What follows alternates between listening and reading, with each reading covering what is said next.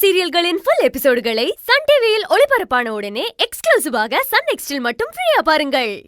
அண்ணா என்னடா பாத்துட்டு இருக்க? போய் அந்த ஆள் கைய உடைச்சிட்டு வா. நீ சொல்லிட்டல வேலு, நான் இப்பவே போறேன். டேய் டேய் மா நில்லுடா. எதுக்கு அவனை தடுக்கற? நீ வாயை மூடிக்கிட்டு பேசாம இரு.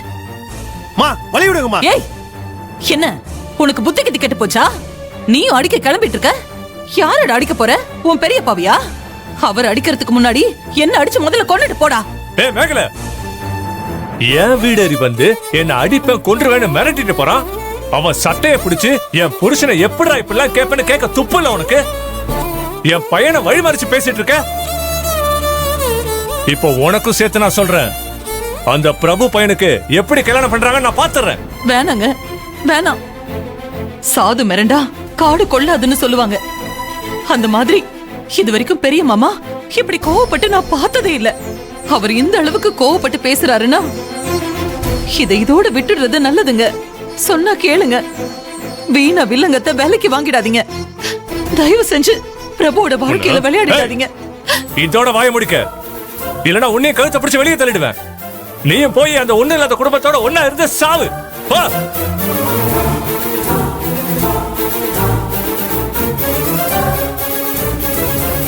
உன் அக்கா புருஷன் என் டாடி மேல கை வச்சான், அவர் கைய நான் உடைப்பேன்.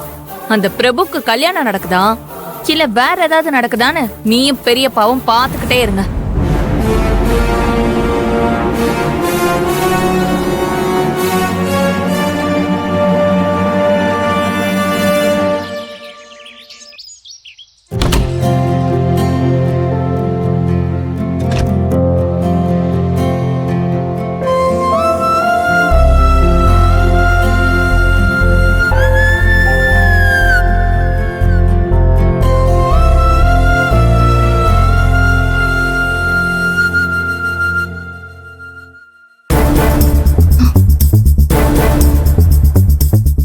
ஐயோ, நிச்சயதார்த்த மோதிரத்தை காணுமே, எங்க போச்சுன்னு தெரியலையே.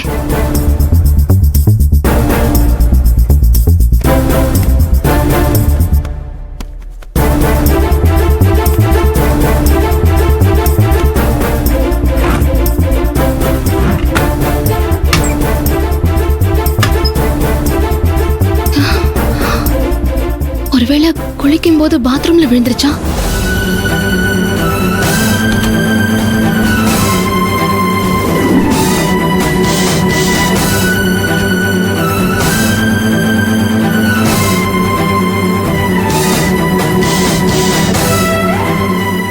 ஐயோ, நிச்சயதார்த்த மோதிரத்தை கவனிக்காம இப்படி எங்கேயோ தொலைச்சிட்டோமே.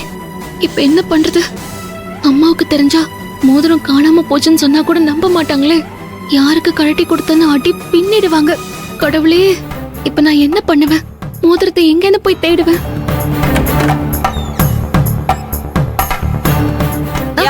அம்மா என்னடி குளிச்சிட்டு வந்தா மடமடன்னு ரெடி ஆயிட்டு வெளியில வர மாட்டியா? நீ பாட்டுக்கு கண்ணாடி முன்னாடி மணிக்கணக்கா நின்னு கனவு பண்ணிட்டு இருந்தீனா வீட்டு வேலையெல்லாம் யார் பாப்பா?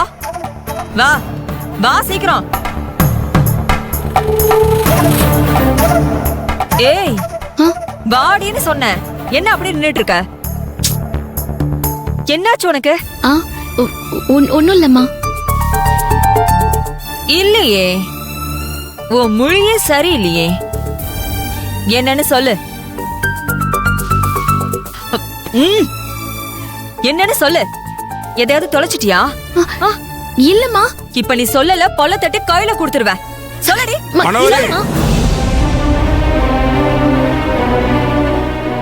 அறிவு இருக்கா உனக்கு?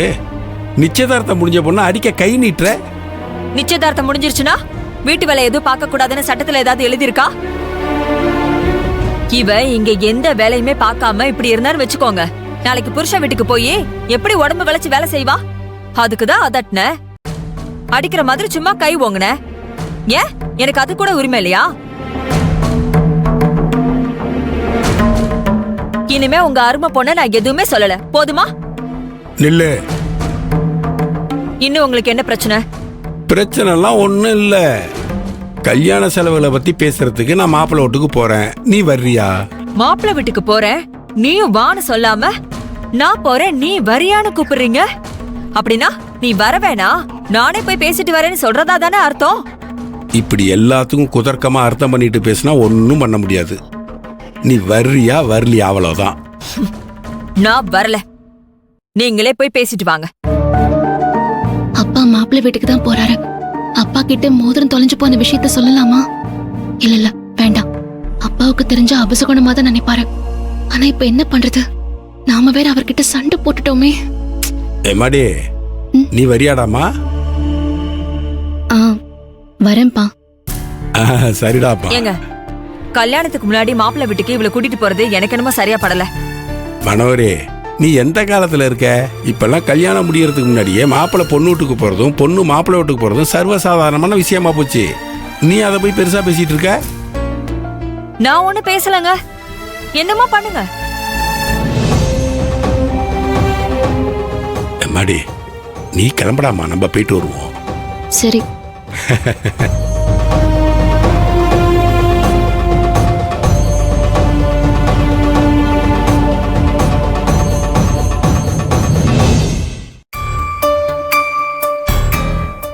பிரபு கண்ணா, என்ன பாட்டி? என்ன பண்ணிக்கிட்டு இருக்க பிரபு கண்ணா? உனக்கு என்ன வேணும் பாட்டி? எதுக்கு தொந்தரவு பண்ணிக்கிட்டு இருக்க? இல்ல நான் எதுவும் தொந்தரவு பண்ணல. உனக்கும் ஆதிரைக்கும் நல்லபடியா நிச்சயதார்த்தம் நடந்து முடிஞ்சா நான் சாமிக்கு அர்ச்சனை பண்றேன்னு வேண்டிக்கிட்டு இருக்கேன். அதனால நானும் உன் தங்கச்சிங்களும் கோயிலுக்கு போய் அர்ச்சனை பண்ணிட்டு வரோம்.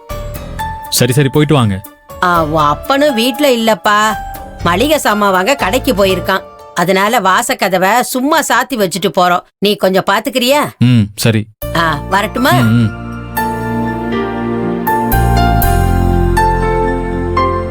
பொண்ணுங்களா, போலாமா? சரி வா.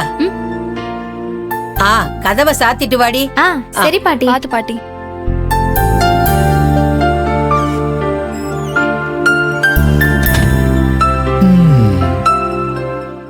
ஒரு நாள் ஓடி போச்சு. ஆனா இன்னும் ஆதிரையோட கோபம் குறைஞ்ச மாதிரி தெரியல. இதுக்கு மேல ஆதிரையோட கோபத்தை எப்படி சரி பண்றதுன்னே புரியலையே. என்ன பண்ணலாம்? அதுக்குள்ள யாரு? ஓ, அப்பாவா? பாட்டி கதவை சும்மா தானே சாத்திட்டு போறேன்னு சொல்லுச்சு. அப்புறம் எதுக்கு அப்பா வெளியில நின்று காலிங் பெல் அடிச்சிட்டு இருக்காரு?